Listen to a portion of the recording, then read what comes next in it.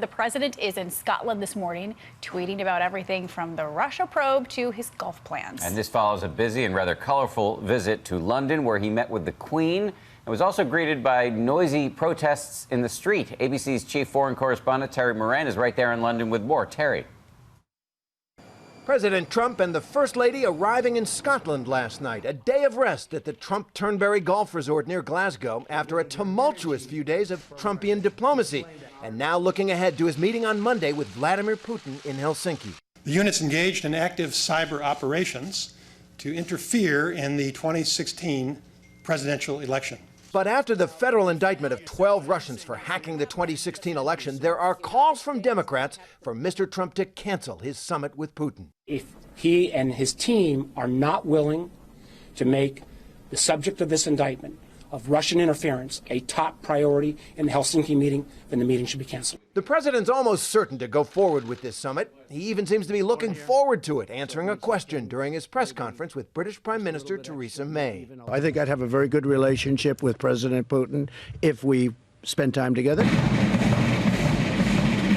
There was plenty of pomp and circumstance for the president during this visit to Britain. Tea with the Queen for him and the First Lady, and earlier in the week, a gala dinner amid the splendors of Blenheim Palace.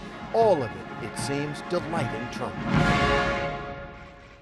There were also large protests, though not as large as many organizers hoped. Throughout this trip, President Trump has rattled allies, staking out positions that sharply disrupt the old transatlantic consensus. On NATO, where he questioned the very value of the alliance itself and seemed to threaten to withdraw the U.S. And here in London, on immigration, engaging in a pointed back and forth with Theresa May. I think it's been very bad for Europe. I know it's politically not necessarily correct to say that, but I'll say it, and I'll say it loud. And I think they better watch themselves, because you are changing culture, you are changing a lot of things, you're changing security. And back now with Terry Moran in London. Terry, we saw in your piece some of the tough exchanges between our president and our allies. What kind of tone do you think he's going to take with Vladimir Putin, especially given these new indictments from Robert Mueller? Well, that's the question a lot of Americans want answered, Dan. And there's no question that President Trump resents those indictments. He calls that whole investigation a witch hunt, and it seems to get in the way of what is a primary foreign policy objective of this president, and that is an opening to the Kremlin to Vladimir Putin. Based on how he talks about Putin repeatedly, he wants to be open. He's looking for opportunities to do some kinds of deal with President Putin. And a lot of people are concerned that he is shifting American policy more towards Moscow and away from these more traditional allies. And finally, Dan, people are worried about that one-on-one meeting. Just Vladimir Putin, Donald Trump, and a translator or two. Terry Moran reporting in from London. He's on his way to Helsinki, where he'll be covering that historic summit on Monday. Terry, thank you. Yeah, once again, thanks to Terry. We want to bring in ABC News political analyst Kristen Soltis Anderson, who's in D.C. for us this morning. Good morning to you, Kristen. Good morning. So after the indictments, does he need to take a tough stance with Putin? And as Terry just mentioned, the president really wants to get a deal done. What do you think that deal looks like? Absolutely. I think the president needs to be tough when it comes to Vladimir Putin, because as we have seen with this indictment and as we've known for the last many months, as the intelligence community has said over and over, this wasn't just a couple rogue Russians deciding they wanted to meddle in the election for fun.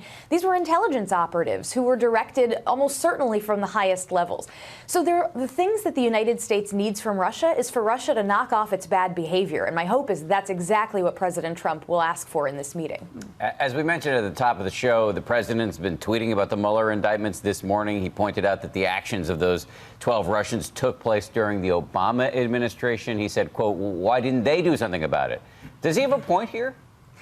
He's not wrong on this front, and in fact, Democrats have criticized Obama for this very same thing. Donna Brazile, who was the interim head of the DNC toward the end of the election, she wrote a whole book that involved a lot of criticism of the Obama administration's seemingly weak handling of this issue.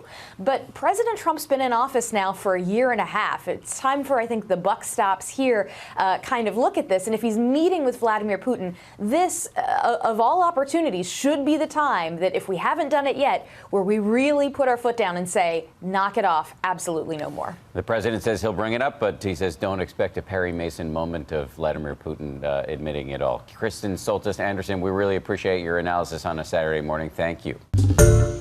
Hi, everyone. George Stephanopoulos here. Thanks for checking out the ABC News YouTube channel. If you'd like to get more videos, show highlights, and watch live event coverage, click on the right over here to subscribe to our channel. And don't forget to download the ABC News app for breaking news alerts. Thanks for watching.